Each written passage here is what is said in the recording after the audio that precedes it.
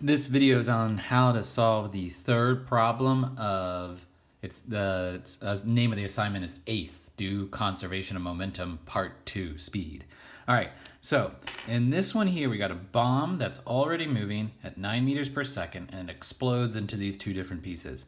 Now, one thing that may confuse people from the beginning is they say mass 1 and mass 2, and you might be like, what's that talking about? There's only one thing. But what they're trying to do here is sort of make you anticipate that this piece is going to be called mass 1 and this piece is going to be called mass 2, and right now they're sort of together. So I actually would think about this as just one mass in the beginning, that is 10 kilograms.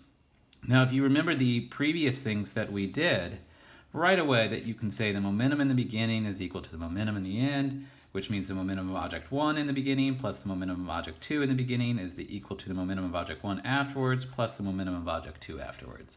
And then you can plug in for each of those. Mass 1 times velocity 1 plus mass 2 times velocity 2 is equal to mass 1 times velocity 1 prime, we call it, plus mass 2 times velocity 2 prime.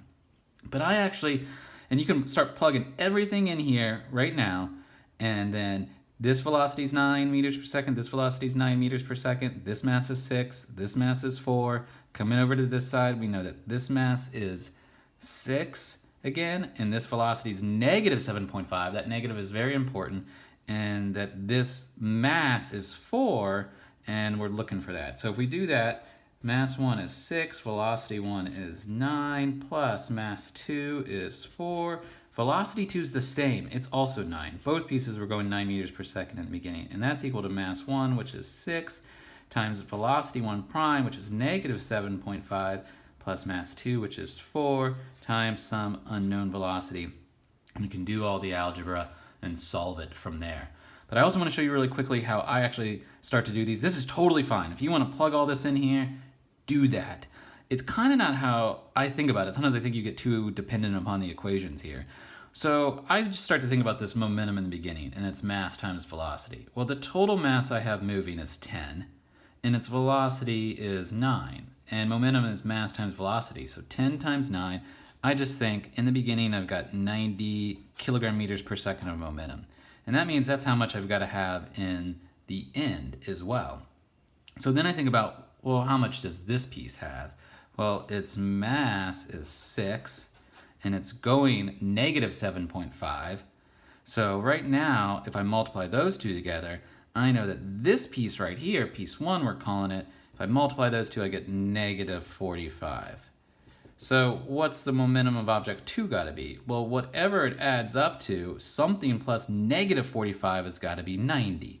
So you would take this and 90 minus negative 45, or I just think what plus negative 45 gives you 90, and that would be 135. So this piece right here, piece 2, it's got to have a momentum of 135. And then to find that, it would be mass of object 2 times its velocity afterwards.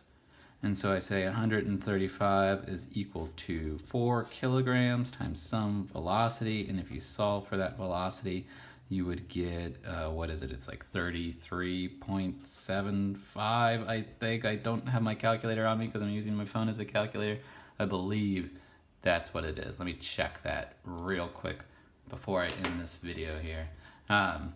So anyway, yes, it is 33.75. And so that's how you do it. You can do it this way or you can do it this way. Same thing.